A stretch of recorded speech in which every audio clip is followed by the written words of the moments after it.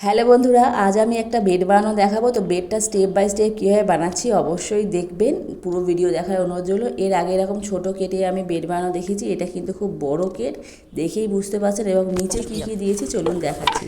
কিছুদিন আগে আমি কিছু সবজির খোসা রোদের মধ্যে শুকোতে দিয়েছিলাম, সেই সবজি খোসাগুলো খুব ভালোভাবে শুকিয়ে গেছিলো, দেখুন কী সুন্দর আওয়াজ হচ্ছে।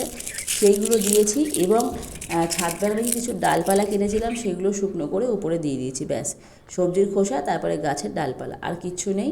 এবার সাইডগুলো আমি কভার করার জন্য আমি এই প্লাস্টিক দেবো। আপনাদের কাছে যে কোনো প্লাস্টিক থাকুক, চাই যে আটার যে সমস্ত প্লাস্টিকগুলো হয়, আটা কেনা হয়, সেই সমস্ত প্লাস্টিক দিতে পারেন, বা একটু অন্যরকম প্লাস্টিক যদি আপনাদের কাছে থাকে সেইগুলো দিতে পারেন। মোটামুটি সাইডগুলোকে কভার করা নিয়ে কথা, যাতে কোনো রকম মাটি বেরিয়ে না যায়। তো দেখুন, আমার কাছে একটা প্লাস্টিক ছিল, এটাকেই আমি কাটিং করে করে সাইডগুলো কভার করছি। তো দেখুন এইভাবে কভার করে দিলাম। আমি কিন্তু নিচে ভালো করে ঢুকিয়ে দেবো, যাতে প্লাস্টিকটা বেরিয়ে না আসে। একটু নিচে দিলে কোনো অসুবিধা নেই, কারণ নিচটা অনেকটাই ফাঁকা আছে, একটু কভার হলে কোনো অসুবিধা নেই। এবারে দিয়ে দেবো আমি সুতির কাপড়, যে কোনো ছেঁড়া সুতির কাপড় দিয়ে দিলে কি হবে, মাটি কিন্তু নিচে বেরোবে না, আর জল দিলে জল অনায়াসে কাপড়ের নিচ থেকে কিন্তু বেরিয়ে যাবে।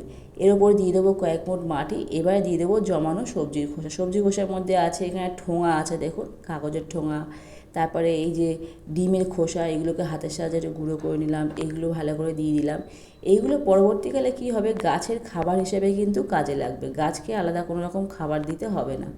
তো এই নিচে পচনও শুরু হয়ে যাবে এই সমস্ত সবজির খোসা, আর যত গাছ বড় হবে এইখান থেকে, এই মাটি থেকে কিন্তু তারা খাদ্য পেয়ে যাবে।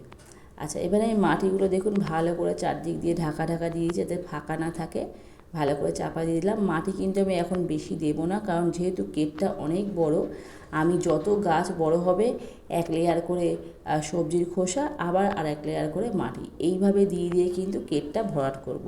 যেহেতু অনেক বড় কেট, এই কেটের জন্য প্রচুর মাটি লাগবে, তো এত মাটি আমার কাছে নেই। তো আমি ওই স্টেপ বাই স্টেপ একবার সবজির খোসা, আবার মাটি, এইভাবে দিয়ে দিয়ে এই কেটটাকে ভরাট করব। ততদিন গাছ আস্তে আস্তে বড়ও হবে। তো প্রথমেই গাছকে বেশি মাটি দেওয়ার প্রয়োজন নেই, যেটুকুনি প্রয়োজন সেটুকুনি দিন।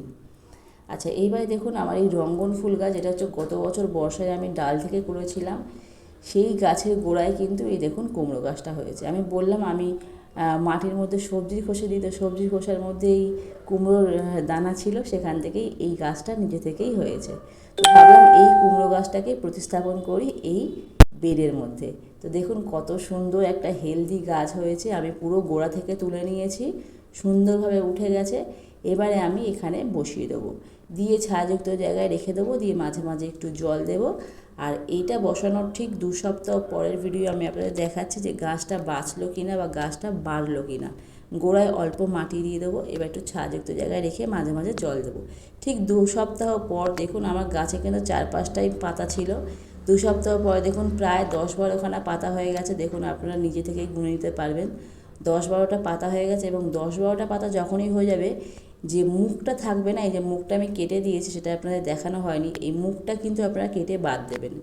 দেওয়ার ফলে কী হবে, পাশ থেকে আবার নতুন নতুন ডালপালা হবে, খুব তাড়াতাড়ি ফুলও চলে আসবে, আর সুন্দর ঝোপালো হবে গাছটা। এই গাছটির নেক্সট আপডেট জানার জন্য অবশ্যই আমার চ্যানেলটা সাবস্ক্রাইব করবেন, আর ভিডিওটা ভালো লাগলে একটা লাইক করে পাশে থাকবেন। তো আজকের এই পর্যন্তই, দেখা হচ্ছে অন্য কোনো ভিডিওতে। টাটা।